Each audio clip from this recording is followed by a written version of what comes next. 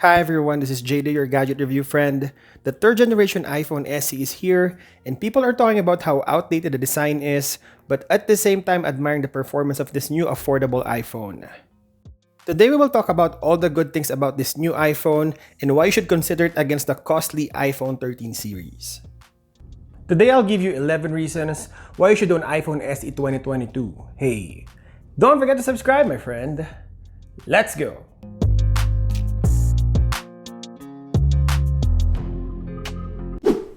Let's start with our first reason. For most people, they buy iPhones because of three reasons: speed, ecosystem, and camera. And this might not have the same camera sensors as iPhone 13, but it has the same processor and RAM. It also runs on the same iOS version as the newer model and will probably receive the same update until it ages like iPhone 13 because of the same processor.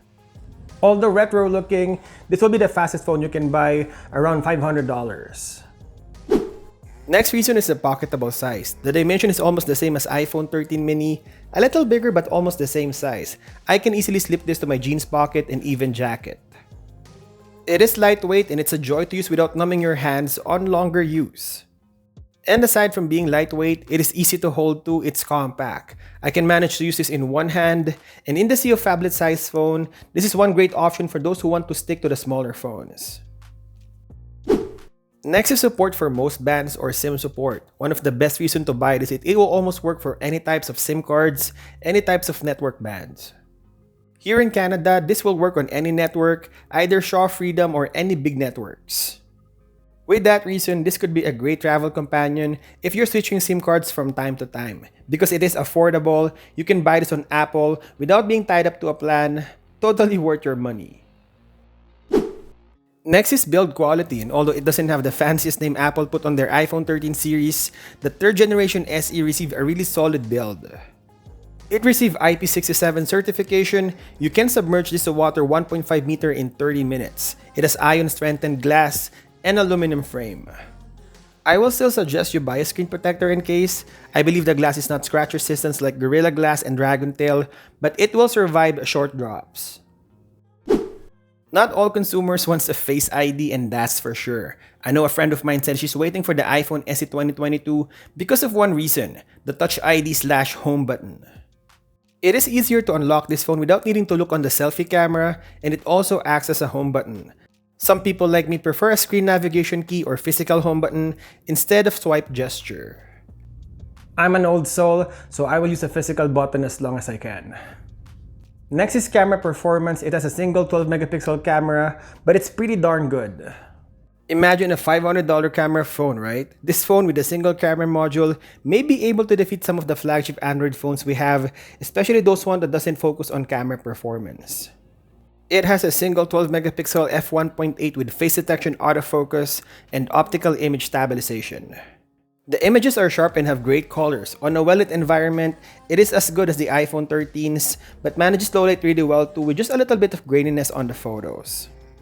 Good thing about single camera module is you will find consistency on all of your images. Multiple camera module on some phones tend to have different exposure and white balance. The selfie camera received the regular 7 megapixel, same sensor as the last generation iPhone SE 2020. It is decent. The other reason is 4K video recording. This is the standard now, and every content creators are beginning to step up their content creation game using 4K. We might have this resolution as a default few years from now. Most of the new televisions, cameras, and phones supports 4K now, and if you buy a $500 iPhone SE 2020, you will have the same 4K video recording. 4K video recording is future-proof, and if you're planning to use this phone as a vlogging camera, this will work.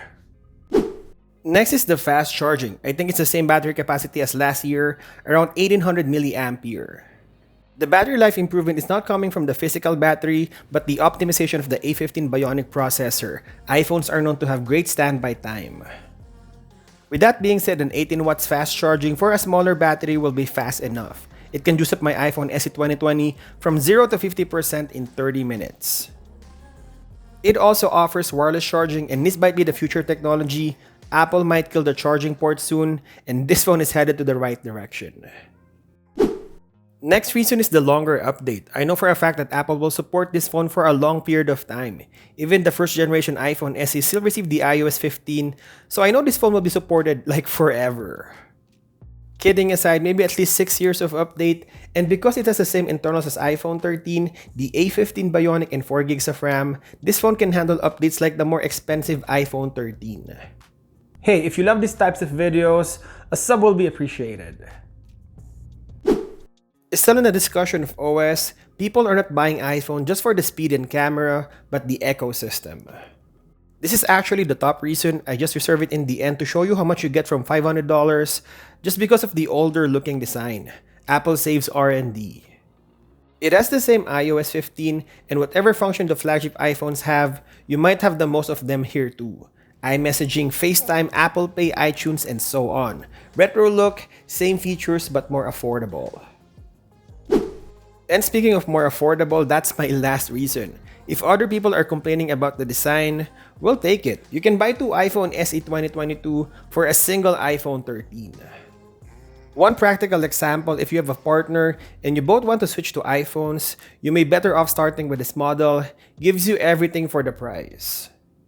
This also competes with the mid-range Android devices and flagship killers. One frustration that I have reviewing Chinese flagship phones are they are sometimes buggy and the camera performance is forgettable.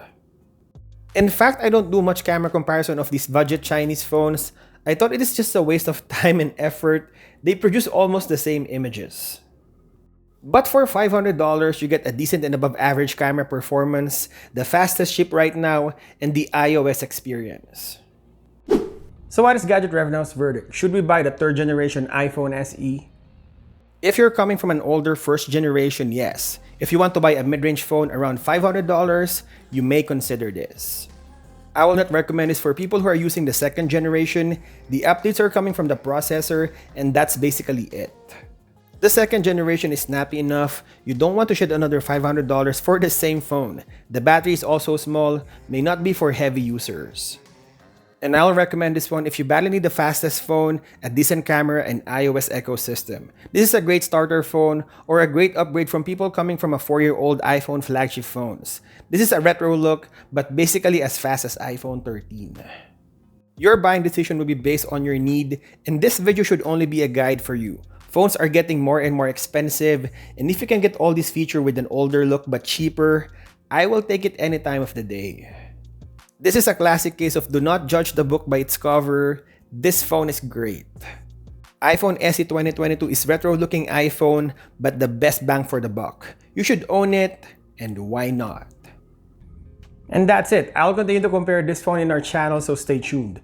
And as always, thank you guys for watching, and I'll see you in the next one.